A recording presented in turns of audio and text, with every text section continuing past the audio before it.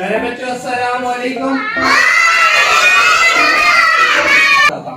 आज हमने पढ़ना है के।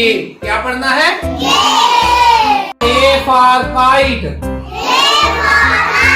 काइट कहते हैं पतंग को, जो उड़ाते हैं ना, उस पतंग को काइट कहते हैं। तो के फॉर काइट।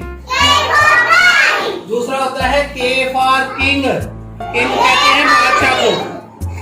के कहते हैं किंग, कहते हैं बादशाह को। किसको कहते हैं? और एक होता है के फॉर कैंगरू। कैंगरू। और के फॉर की भी होती है। की चाबी नहीं आप ताले में लगाते?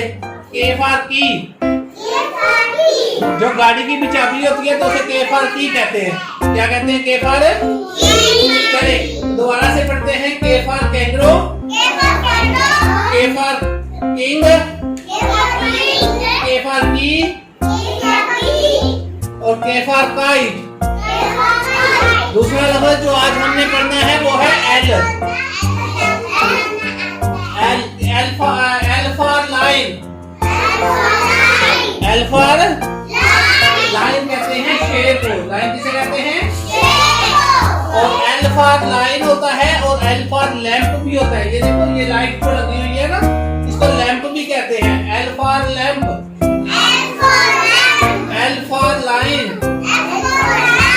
L for lamp, L for line. मैं रेड कलर से लिख रहा हूँ, देखें। के की बिल्कुल सीधी लाइन, घास के ऊपर सीधी लाइन लगा दी। फिर पेंसिल उठा लेनी है, उठा के फिर इधर सामने लेके जानी है। तो यहाँ से ये लाइन शुरू करनी है, ये भी ऊपर से शुरू करनी है, नीचे से नहीं शुरू करनी है। और फिर जो तीसरी लाइन है वो फिर इधर से शुरू करनी है। तो ये बन जाएगा के फॉर काइट। के फॉर। इसी तरह ये छोटा के है, इसमें भी सीधी लाइन लगाएंगे। और फिर इसमें जब जो बड़ा के होता है उसमें दोनों लाइनें ऊपर वाली बराबर होती हैं, और जो छोटा के है वो दरमियान से छोटी लाइन शुरू करते हैं। इधर से ये लाइन और फिर ये लाइन, तो ये छोटा के हो गया। इसी तरह एल फॉर लाइन और एल फॉर लैंप लिखने के लिए बिल्कुल सीधी लाइन लिखे, जरा उंगली से, बिल्कुल सीधी लाइन, और फिर आगे की तरफ लाइन। तो ये L for line, L for line.